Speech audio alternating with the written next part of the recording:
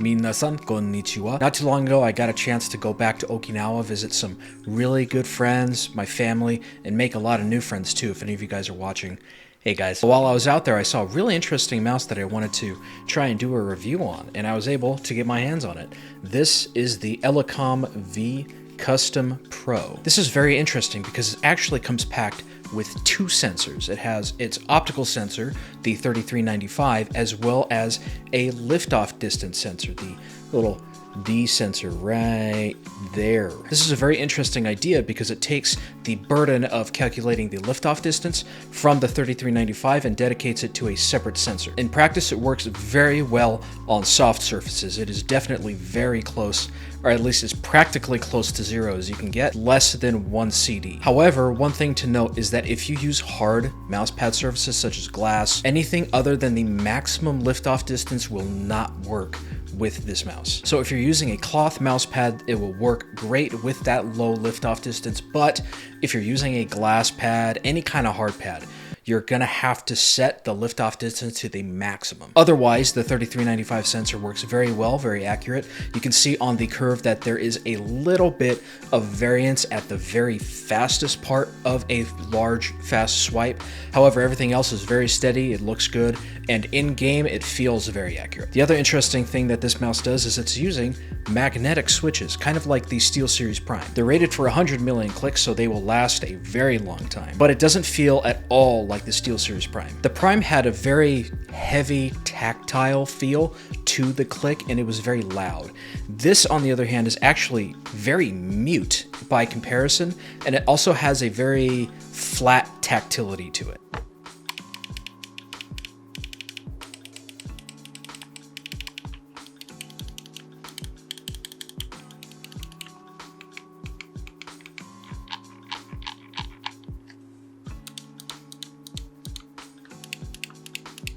There is a touch of pre-travel and moderate post-travel. It is noticeable in terms of how it feels, but it doesn't bother me in-game, like I'm not having trouble spamming the click or anything like that. There is just a touch of side wobble here on mouse 1 and mouse 2.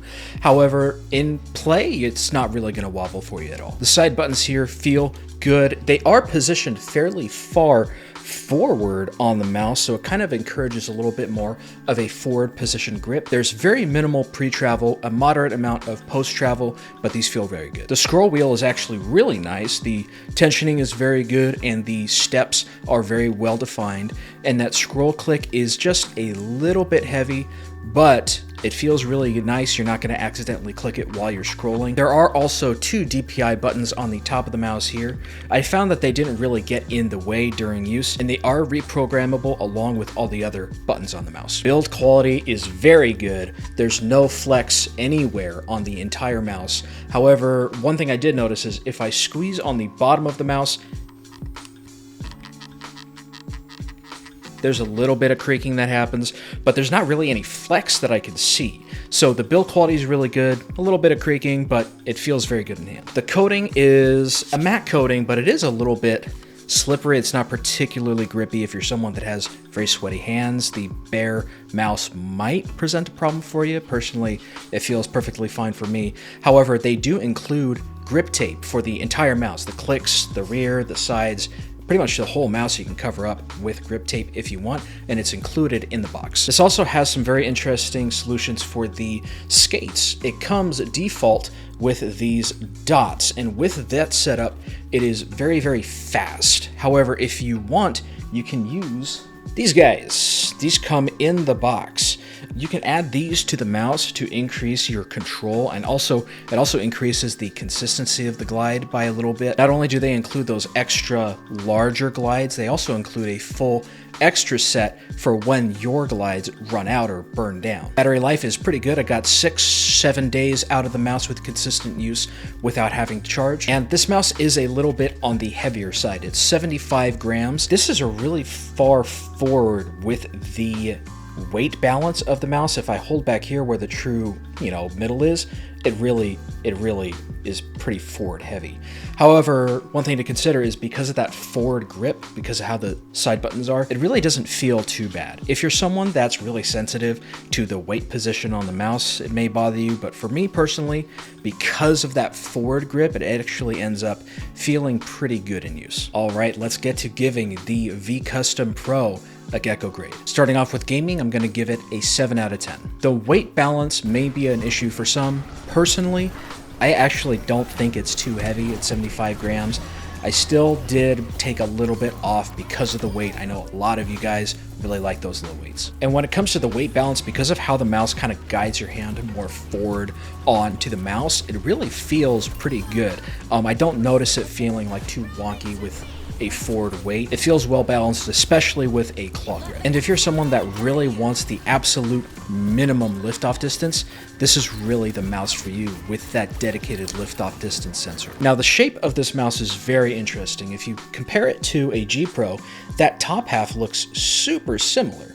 But then you look at the whole mouse and you're like, oh yeah, that's not the same at all. So even though comparing them like this, I mean, the length is really not all that different. This is a touch shorter than the G Pro. So of course the big difference is it's an ergo mouse, and the hump on this one is much flatter compared to the G Pro, so this ends up feeling significantly smaller in hand. And the front of the mouse actually feels significantly more narrow because the sidewalls taper in like this, whereas the G Pro is much flatter, almost like straight up and down, which makes for a very comfortable medium-sized ergo shape. In terms of grip styles, this is going to be a claw or palm grip for medium up to large hands.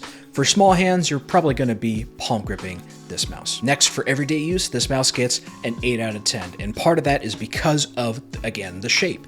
It's just very comfy in hand. On top of that, it also has a neat little pocket to put the dongle in, so if you wanted to take this on the road, throw in your backpack with your laptop, this is a good choice. And it also has those extra buttons on the top, so you can program them for extra macros or shortcuts for your productivity tasks. Now when it comes to cost, it's a little bit different between the markets. For the American market, I give this a 5 out of 10. For the Japanese market, it gets a 7 out of 10. In the US, this comes in at $130, but there are a lot of mice that are significantly lighter and also have the 3395 sensor that come in at $30 to $50 cheaper. Now, you won't be getting the liftoff distance sensor, so for some people that might be worth the extra money. However, for most users that aren't as worried about the liftoff distance, those other ones might be a better value. In Japan, this comes in at 14,980 yen, which is not a budget pick by any means, but other mice that have the 3395 sensor are not as big a jump in price compared to the American market, so this is a better deal, relatively speaking, within the Japanese market. But regardless of which market you're in, this does come with an extra set of skates as well as the grip tape, so that does add to the overall value. For my personal opinion, I give this mouse a 7 out of 10. The weight is a little bit above where I like it. I kind of like the 65-ish gram mice. However, the shape just feels so good. It feels super natural in hand. And the Switch is having a 100 million click lifespan, as well as the 3395 sensor and the really cool liftoff distance sensor. It's just a lot of novel stuff all in one mouse, and you have that option to use the different skate setup if you want more control or more speed. This is just a really cool mouse overall. So overall, the V Custom Pro gets a score of 6.8 out of 10. Even though the weight is a little high, this is a very good gaming mouse, and it also doubles as a productivity mouse with the extra buttons. There's just a lot of stuff to like on top of the unique features that this comes with. Anyway, thank you so much for being here, watching the video. I really appreciate your time. And leave a like, comment, subscribe if you enjoyed the video, you want to see more content like this. It makes the YouTube algorithm like me a little bit more, so it helps me out too. But y'all take care, God bless, and I'll see you on the next one, okay? Matane.